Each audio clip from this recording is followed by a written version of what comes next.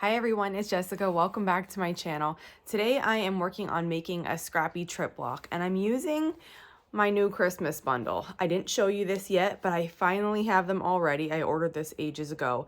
This will be available this coming Saturday. So in that video on Saturday morning, I'll go into more depth of all the prints included in the bundle, and they will be in my Etsy shop then. There will be a link to the bundle below in that video.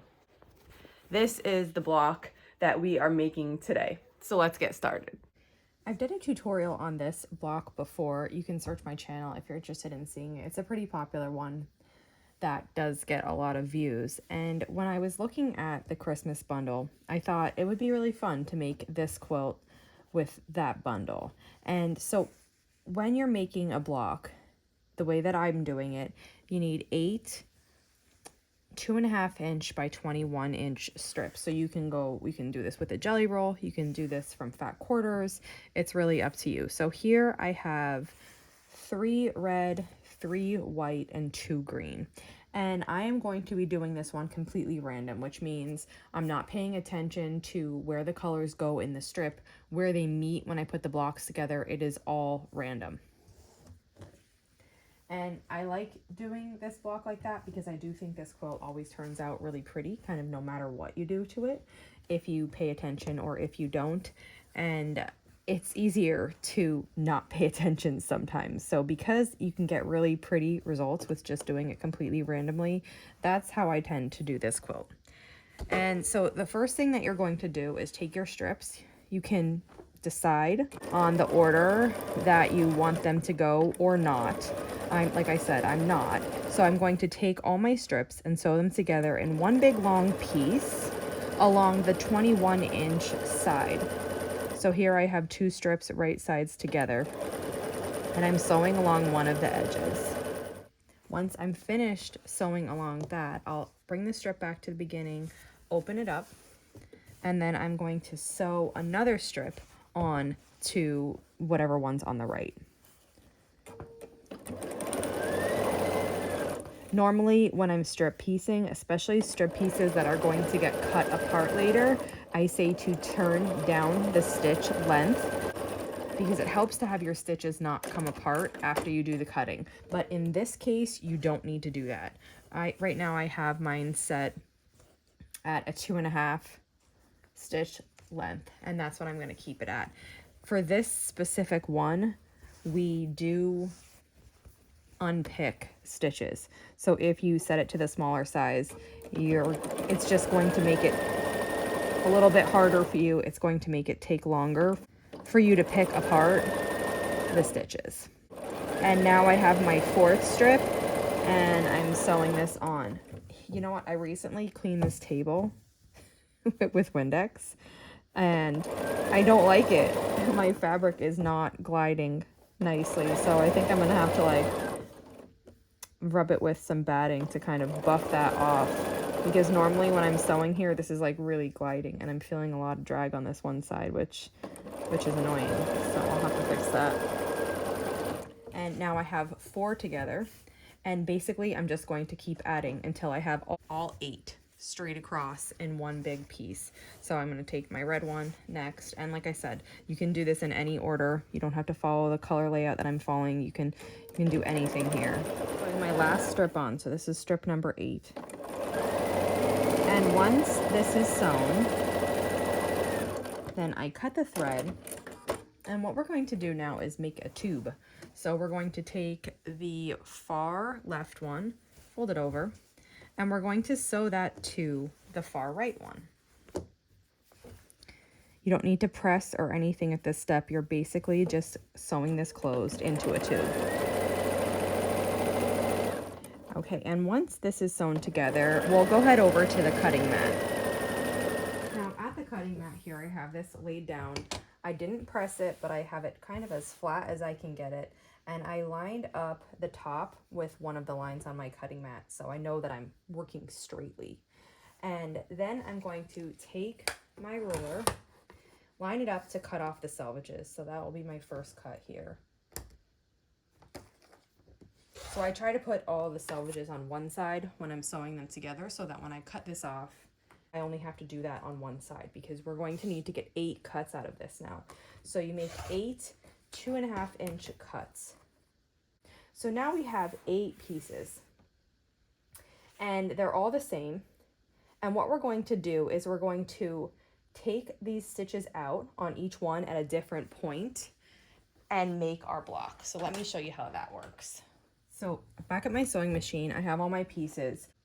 Now you don't have to do this part at your sewing machine. I'm just doing it here because we're only making one block. Usually when I'm making a lot of blocks for this quilt, I'll work them in batches. So I'll sew all 8 strips together for a bunch of them, make it into the tube, then I'll go cut them all and then I'll stack them like this and I'll just do a little wonder clip on each stack to keep them together so I don't get them mixed up.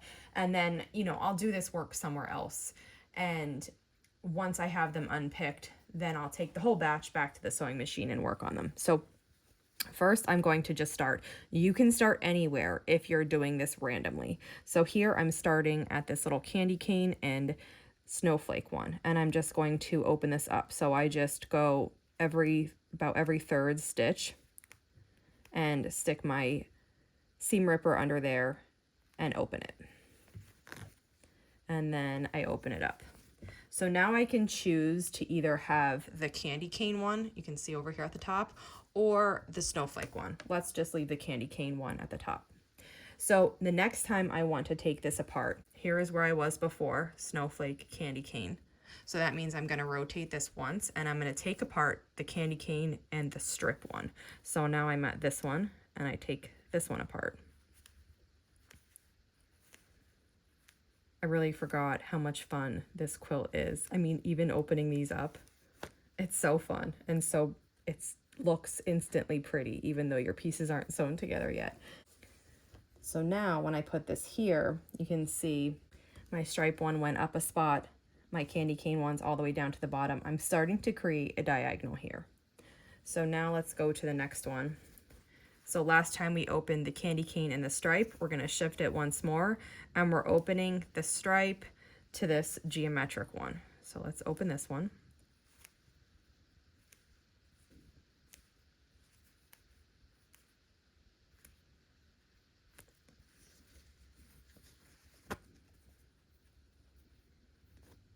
Okay, and now when I put it, you'll see again, that stripe one's shifted to the bottom, the green one's at the top now, and you can even more see the diagonal. So I continue. The next one that we're going to open, since what I usually do, because it's really easy to get this mixed up, find the one that I opened up last. So the last one I opened is stripes and this green geometric, and then I just slide up one. So now we're doing the green geometric and the trees, which is also the top two here, green geometric and trees. And I'll open this one. And then you do this with all 8 of your tubes. This is one block. Once you have them opened up, you're going to just start sewing this together. So here's this one. There we go. Now my trees are at the top. And my geometric is at the bottom here. And then you just continue doing this until you have all 8 of them opened. Okay, I finished opening them, all of them, and I have them laying out here. They look really kind of distorted and rectangular, but it's just because they're not sewn together, so the seam allowances aren't accounted for. This will actually be a square when it's finished. I basically just look at them all. I make sure my diagonals are right, like I didn't open one in the wrong place. That happens, and it's okay if you do it. You can just unpick, or you can choose to leave it. It's totally up to you. So I make sure, to the best of my ability, that everything is in order. And then you can stack them, or, you know, if you're working on, if you have a different workspace that's not your machine bed, you can just leave them laid out and take them one at a time. I am going to stack them, and I'll just take them in that order. And then basically I'm going to put one on top of the other here and sew down this whole length of the strip. Once that's sewn, I'll cut the threads, open it back up, and then you can see how it's looking so far. Take the next one in my pile and sew this one on. And then you repeat this for all 8 of the strips until your block is made. I'm adding my last strip for this block. Let's cut it and take a look. I love sewing with Christmas fabric. Can you see how pretty it is? I'll give you the overhead shot now. So here is the block. You can see the beautiful diagonals of all of the fabrics. And as long as you're opening them at the correct point, this is what you'll be left with. This block measures 16.5 by 16.5 unfinished. And basically you just follow the same process for all of your blocks, and you can mix and match the orders that you put the colors in, and when you put this together, the blocks look so beautiful. So that's it for today. If you have any questions on how to make this block, just let me know, and if not, I'll see you back here soon. Thanks for following along.